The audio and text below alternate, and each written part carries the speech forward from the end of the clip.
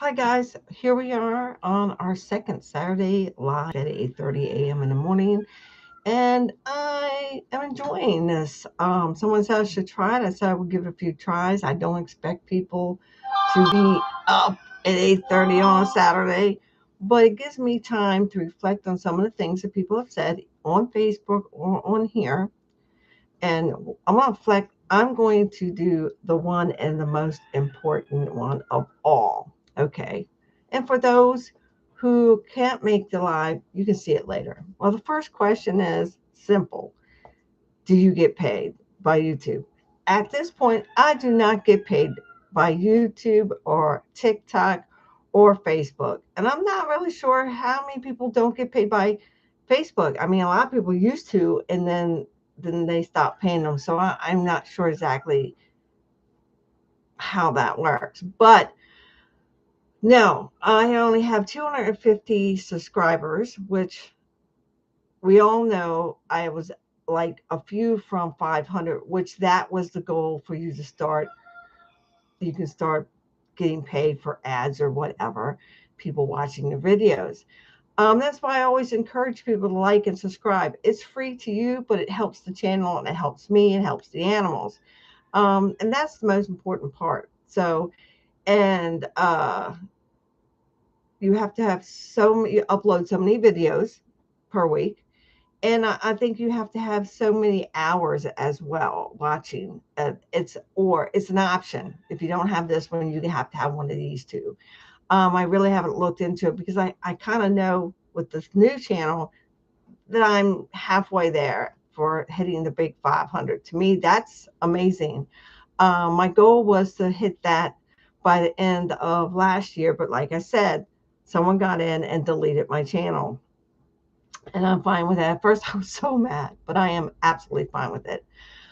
We did go and start making burn piles yesterday, like I said we were going to, and we looked closely at the big goat house. Now, this is what's upset me about that was this was built for me in September, October, November of so it hasn't even been a year and 9 months old. And when it flipped over, okay, it's laying on its back, and we looked, and I'm like, well, that's not doesn't look good. The bottom beam that supports it in the back, it's all rotted. Well, I could just peel it off, and it crumbled in my hand. So the wood they used wasn't treated. So we're going to leave it on its side, and we're going to put a roof. So now there's going to be a roof in the back, on the top, on the sides, and on the bottom. So that's going to be easier to clean in the future. But we're gonna put a roof on the top. So yeah, and across the front, so it's kind of lower, so the wind won't go and make another parachute.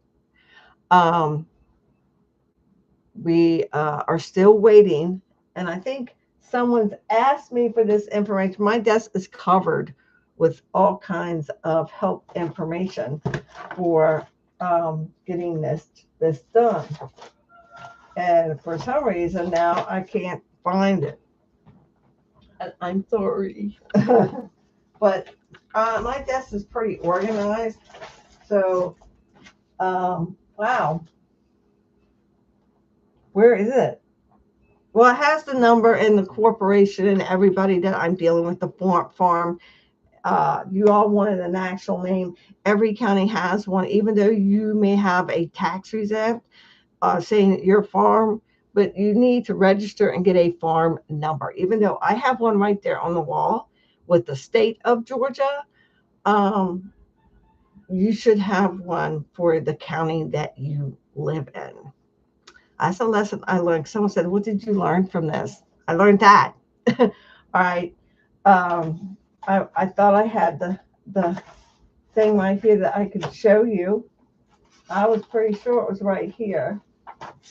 Um, okay, and things we were and were not allowed to do. So basically, we still have to, at this time, they say if they're laying on tree on the fences, which they are, we can take a chainsaw and cut the ends off and leave the stumps there. Problem is, we don't have a chainsaw that will go through a pecan tree because it gets the stumps really huge. I can't wrap my arms around them. And then as they get to my height, they start spreading out and they're like this. So it's hard to get a chainsaw in there. Um, so we have 5 trees that are on a fence and 2 pastures. Now, main pasture that we're worried about is the one directly behind the house. As you know, it has the goosies in it, the good turkeys in there. Somebody asked me, I hear goose and turkeys are mean. Goosies are not mean. They were raised by my daughter in the house. She had many of them. And the problem was that neighbors had about 4 dogs. And sorry to say, he was one of those people said, oh, well, this dog being a dog. Well, she bred and sold them. And as you can see, they're absolutely beautiful and friendly. They have never bit me. Now they've gotten Deacon's Nub, okay, Deacon's Nubby, and a little bit because he found out, hey, that ugly chicken does have, yes, they have teeth. People don't realize they're not actual teeth, but they're in the jawbone like ours, and they're sharp and they go up and down around the beak. So, yes, they're my little guard dogs. Now, the turkeys, when I had 4, they at a certain age they start to get a little territorial. Now he is now in his. I got girls. He doesn't care that they're goose and that the female Juliet is in there. Juliet doesn't seem to have anything to do with him, but he's right now trying to impress. That's okay. He tries to impress me. That's okay.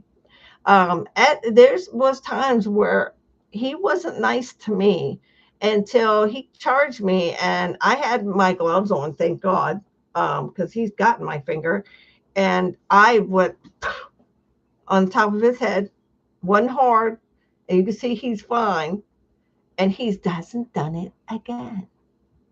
Using your feet, and I learned this the hard way from someone who raises turkeys. That's how they fight.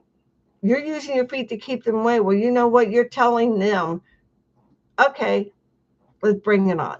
And I did not realize that. So I learned something. Um, Someone asked me, says, oh, your sister passed. Yes, she did pass. Um, she was only 2 years older than me, but we looked absolutely different. People were like, why is she white hair and you're not? And I said, she turned white in her mid 30s. Redhead genetics, I guess. I don't know. But she had the most beautiful white hair I've ever seen. So, yes, uh, she, believe me, my sister had a lot of knowledge. Um, yes, and I will miss her. Every time I do a project, every time there's a project we talked about, and to honor her, I'm going to do those projects. All right, someone heard that I was making my pop up into a chicken coop. You know what? I feel really good about that because one is I'm using what's left of what the hurricane tossed around and put in my yard. It wasn't mine, but I can't find the owner. They belong to because it's just pieces of a metal shed. So I'm okay with that. And my neighbors are okay because we figured if none of us had metal sheds, it came pretty far and it landed in my yard. So technically it's my trash. So we're going to bring it out. We're going to disconnect the pulley system because there was an issue. Even though we replaced it, there was an issue. We're going to pop it up, not all the way up. It does not need to be all the way up. And we're going to put, 1x6s, whatever, in each corner and in the middle for now. And then we're going to, brace it up. But we need to get it open because we need to take the canvas down. They won't need no canvas. We need to take the sliding beds out. They won't need that. And we need to take those mattresses off. I'm going to save the mattresses. I saved the chairs, the covers for the chairs. Remember, I just recovered them. They're in that closet. So, yeah, I'm going to keep them. Never know when you might need them. So, because I can always make another project out of them. So yes, the big event, the 3K run for autism was canceled. The big event where we all have vendors there supporting the local autism center, but it was rescheduled for November 15th. So I'm relieved about that. Um, there was another question that I did not. Oh, they're all together now. The girls are now going into season. Yes, that is something else that's scaring me right now. I really don't need any more goats right now until we find home for the lovely babies. But my door is open for those who find a goat that's roaming around or whatever. I have an area for quarantining them if if they're not wearing a bell or a collar or tagged or anything like that. You notice mine are tagged. Um, yeah. Oh, about the chicken coop. There was another thing. So you're gonna put it back in the back pasture. This is the best part. I'm gonna put it in the middle of where the female goats are going to be, and then I'm going to put fencing using cattle panel and T-post around it. hmm And then I'm going to later, okay, I'm going to use chicken wire so they can't go through the fence and come out and go in. So later, I'm going to put 2x4s or 4x4s in the corners, right? And then I'm going to put a second layer of fencing to make it really tall and make it not cow pounds, it's going to be chicken wire to make it taller. And that way it's going to be 8 foot fence. I don't think they're going to fly over it because technically right now, if I did that, they probably could escape and like, okay, but I don't want them to escape. So I want to make sure that they're in a very safe, um, can be very safe. So I will need to probably get more cattle panels. The ones I have are 16 feet long, and I would probably be better with 5 or 8 feet so I could turn them sideways and do it that way. That would be the best way to go. But that's what I'm going to do is put it back in the middle of the back pasture, put a fencing around it using cattle panels. So the goats, if they rub against it, they won't bend it and tear it and do other things.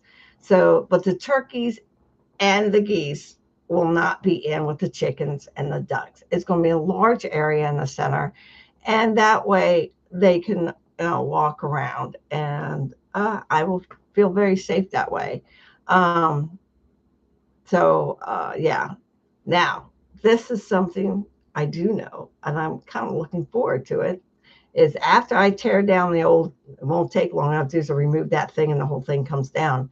Um, that ground is going to be raked, clean, put some vitamins back into it, and that is going to make a great garden because the birds did that for me for being in there for a year.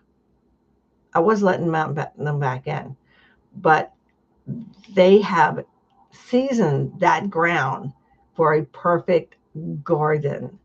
And I've got all winter to work that and put a nice garden fence around it, not a tall one. I don't need a tall one. And that's going to be really a good place for a garden.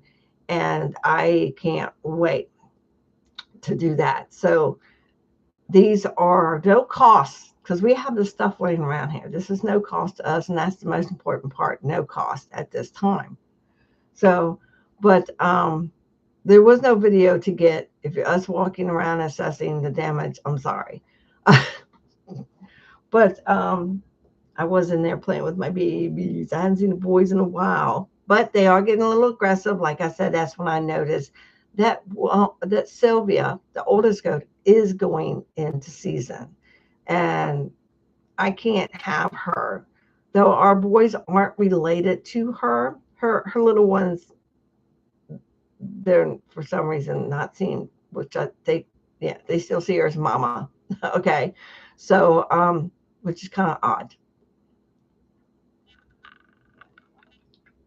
So I always like to have mamas and babies behind the house. I have quick access to them.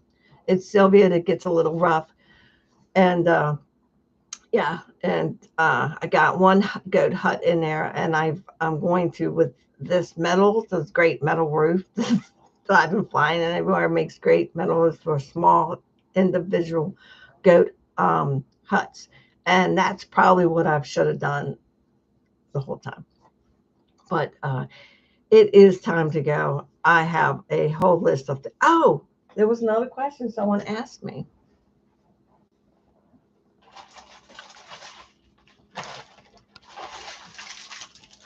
and yes, I love meal prep. You know how much that makes easy my life. Um, I'm going to be making, I believe, 12 meals this week, and I got them in. These are the little stands, bee stands. I got them off Amazon. They are a lot cheaper than places I found, and they are the exact same. And here are, make sure you get the resealable, washable, reusable freezer bags. Okay, these also was one line and much cheaper at Amazon, much cheaper than this. I won't be using my machine as much unless I buy a lot of meat and I want to break it up and seal them that way. Otherwise, these are for meals. And in fact, I haven't opened them. Maybe I should open them, right? What happened was they were supposed to arrive 2 days ago. And it said they hadn't arrived and signed by some Johnson, okay, on the dot. What dot? So I called Amazon. They said, yes, they have been signed for and they were delivered. I was like, oh, I asked them for the address because they knew where it was. And um, they said they couldn't give me. I said, well, I just go get them, right? So,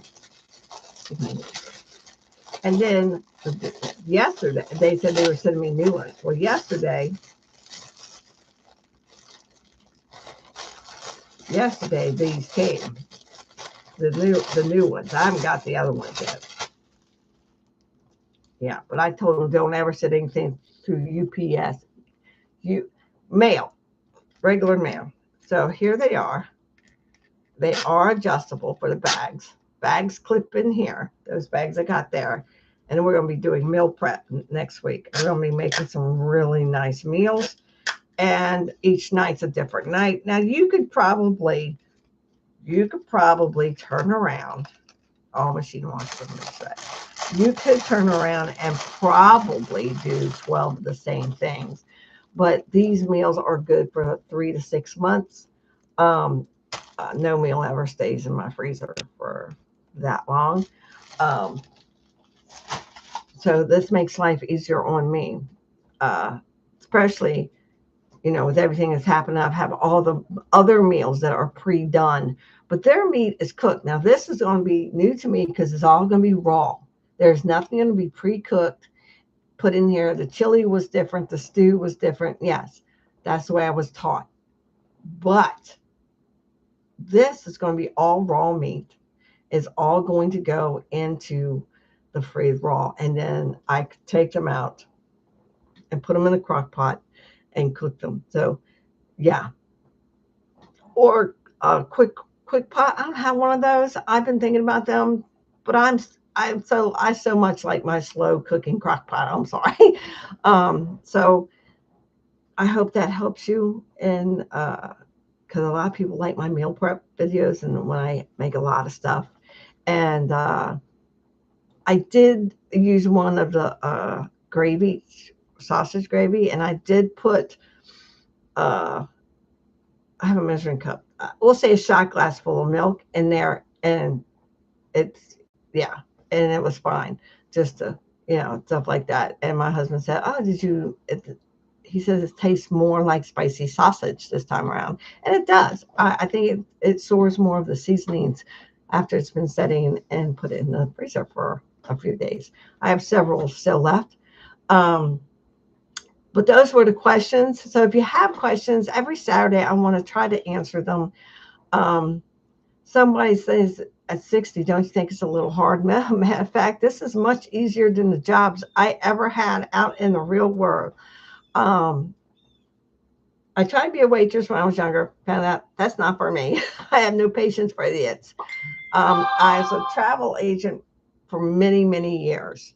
And to make money as an independent travel agent, you really got to promote yourself and be out there. And then I fell into I volunteered. I thought someone was coming in, it's actually dogs. Then I volunteered at Head Start, and then that's how I went to schooling, got what I needed to be an assistant to a teacher. And then from there, I started working. And someone says, "Oh, I have a child that's difficult. I'll pay you." And so I went and got licensed for that. Worked through a company where I met this great lady who overheard my conversation with having issues with the school system with my autistic son, and she was like, "I work for the county," and she got me into that position, working for her, and that's how I became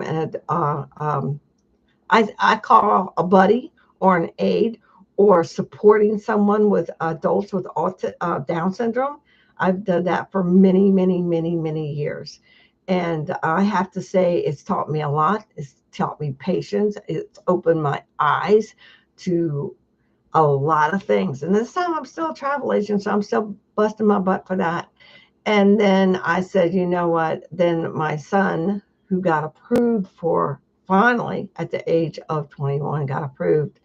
And then the pandemic came and I was his caregiver. I was no longer, I can't say her name, but I will miss her dearly. I mean, we do talk still. So, and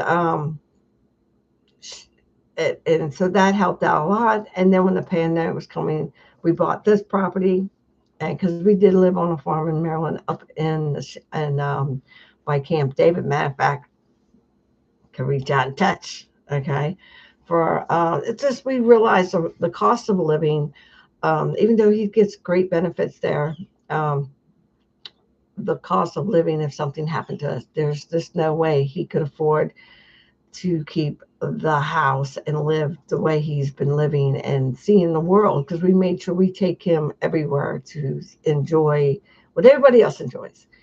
And that helps a lot with him being high functioning. So I hope that answers your question, because everybody want to know my background. But I come from a families from the Shenandoah and Georgia area. I come from farmers, so it's you can say it's in my blood. It's something I've always known how to do. I've always did it. It's been part of my life. And then we moved down here, and I have to adjust to Georgia weather because things that grow up there doesn't always grow the same down here, and that's a learning curve for me. And I'm more than happy to. How did I pick my land? I wanted land that could already give me an income. 36 pecan trees. So I didn't have to worry about that. Yeah, I didn't have to worry about that. I also, this was already had an acre fenced off for goats. There's already goats here from the previous owner. So that was perfect as well. The house was only 10 years old. But the guy who bought it between the original owner and me started, it scared me, but he started redoing, these aren't the original walls, and started redoing things. So that's fine. So, oh, and the irrigation system was already here as well. So plus, plus, plus, it had to meet those criterias for me to buy or to get land. If it didn't meet that, then I walked away from it. And thank you for the person who just joined. Hello. So uh, yeah. So I hope everybody I answered everyone's questions. I mean, buying land is it's tricky, but I wanted it where it's mostly warm most of the year, where I could grow and enjoy the outside 99% of the year. And this time's why I picked Middle Georgia, Southern Georgia, and the community is amazing. And I have ran into so many people here that has moved from Maryland, Pennsylvania, and Virginia. Yeah, they in the last 2 years. Oh, I just moved here for once. I just and they love it here. So, and we got a very tight knit community. So I hope to see you at the next video. Happy Saturday.